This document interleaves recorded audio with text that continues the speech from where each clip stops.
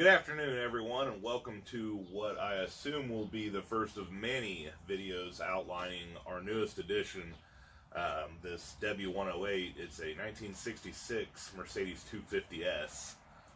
And while I would like to pull it outside and give you a walk around, it's pretty bad today, a lot of rain and just real nasty out, so we're probably going to hold off and maybe do that sometime this weekend. It's supposed to get a little bit nicer, so I'd rather just give you an update in chronological order as to what I've done thus far. And just to give you a real quick rundown, this is a vehicle that I purchased right about a month ago. The car was an eBay purchase in Kansas City, and being local, I decided that I'd go ahead and take a look at it. I was really impressed with what I found. The car cosmetically was really nice. Obviously had some flaws, being 54 years old and mostly original, but the interior was extremely nice.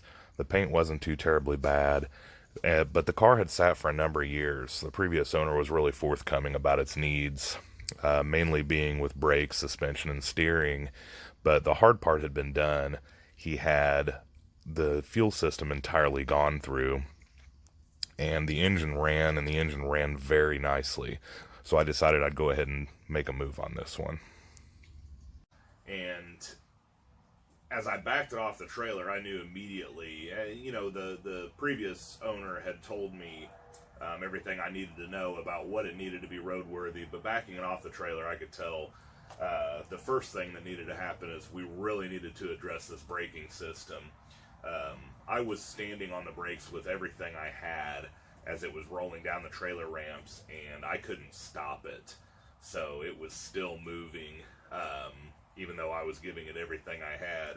And that's with it running and vacuum assist and all that. So I knew it needed some help. And, again, the previous owner told me it had been sat for a number of years. And so he bought the vehicle, and since it had been sitting, he thought, well, I can just go ahead and buy this. I can get it roadworthy, upgrade the fuel system, get it running, and then sell it and turn a quick profit. And as we know, sometimes it doesn't work out that way. So he did go through the fuel system. I have a stack of receipts. It has a new fuel tank. It has a new fuel pump, fuel lines. He had the twin Zenith carburetors professionally rebuilt in Kansas City. There's a receipt for that. It's a little over $1,900, so I'm glad he took care of that for me. But again, the drivetrain was something that we were going to have to address: suspension, steering, brakes, obviously. That's the first thing I wanted to do, is get this thing to where it's safe to operate, obviously. And we started with doing the brakes, and I'll kind of give you a rundown of what I found. After using compressed air to remove the pistons from the bores, this is the debris that I found. Now, you might be wondering exactly where this debris came from, and I was too, but I think I figured it out pretty quickly. The next thing I wanted to do was take a look at the rubber brake line that runs fluid from the chassis down to the spindle and ultimately to that caliper. What I found was that brake line is completely swollen shut, as you can tell. That soft cork-like material that's inside the caliper bore is material from the inside of this rubber line. You can see that these are completely shot and badly needed to be replaced.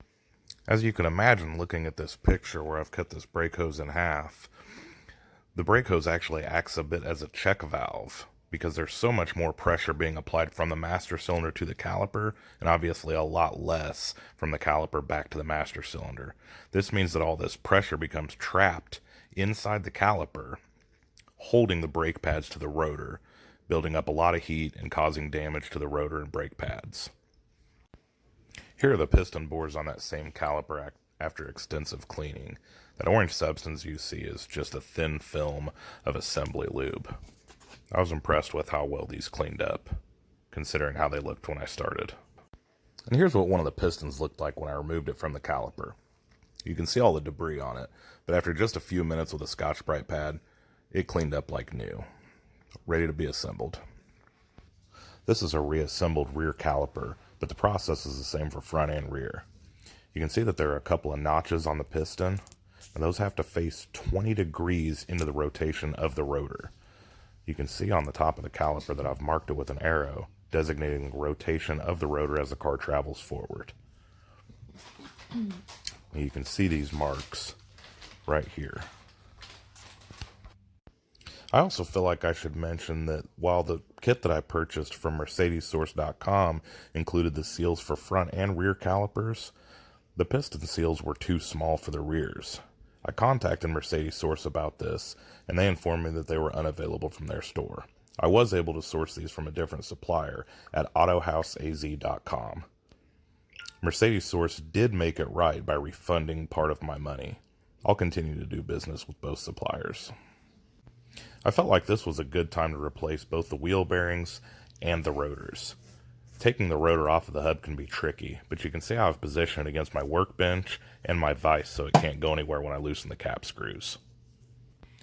Clearly you don't want to put a new rotor in a vise, so when you're torquing the cap screws to the new rotor, simply bolt it back to the wheel, that way you can hold it in place. So this might end up being a little bit of a PSA on why you should change these rubber brake lines. I don't know how long they had been on this vehicle. Presumably they're 54 years old and they've never been changed. I don't know. But I have a little trouble getting the camera to zoom in on these. But hopefully you can see exactly what I was looking at when I cut these in half. They're completely swollen shut.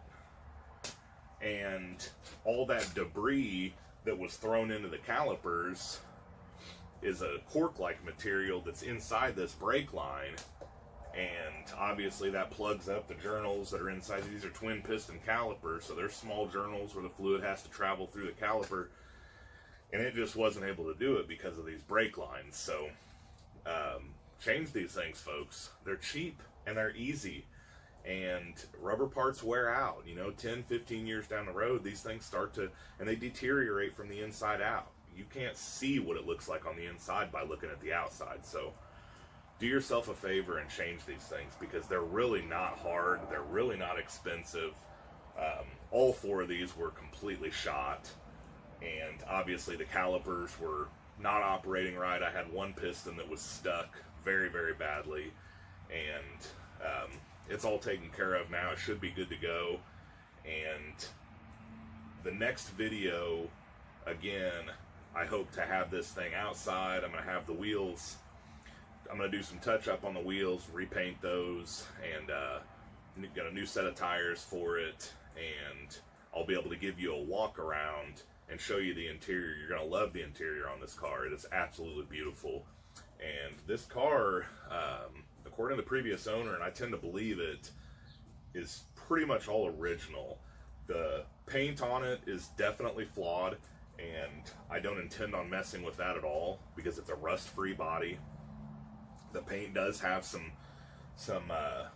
scaly, old age patina to it, if you will. And I don't mind that. I think it looks nice, and we'll go over that when we get it out in the sunlight and get to take a little bit closer look. But that's the first thing that I've done, is address these brakes. We're going to go over a valve adjustment. I've never done one before on these, so it'll be a learning experience for me that I'll definitely share with you. But obviously fluids, the brake fluid is all new now. We'll talk about brake fluid. We'll also talk about the gear oil in the rear end. We're going to change that. Power steering fluid. He couldn't get this car to steer, and he changed the power steering pump on it, and it still wouldn't steer. Any of you European, especially these classic Mercedes fans out there, you probably know that anytime you do that, you have to bleed the system. Well, the system was full of air. You could not turn the steering wheel hardly at all to the left. It took everything to steer this thing to the left. To the right it would steer, but it was still really difficult. So we'll go over, what I did there in the next video or two. Keep this one from getting out of hand. But I just wanted to kind of touch base with everybody and let you know how this is going. It's been a slow process, ordering parts and getting some of the wrong parts, and we'll talk about all that too. But I just wanted to give you an update and let you know how this thing's going. And so far, I'm really enjoying it. It's a lot of fun to work on, a little frustrating at the same time, but it's a lot of fun too. It's kind of therapeutic, so follow along, and we should have a few more videos maybe within the next week. I hope to have probably 3 or 4 videos updating exactly everything that I've done to this car, and starting with the brakes today, obviously, and then some more maintenance items and an overview of the rest of the car once we get the wheels and tires back on it and get it rolled outside. That way you can take a look at it in the sunlight. But you're really going to be impressed with this interior. It's a very, very beautiful car. So thank you for watching, and until next time, I'll see you soon.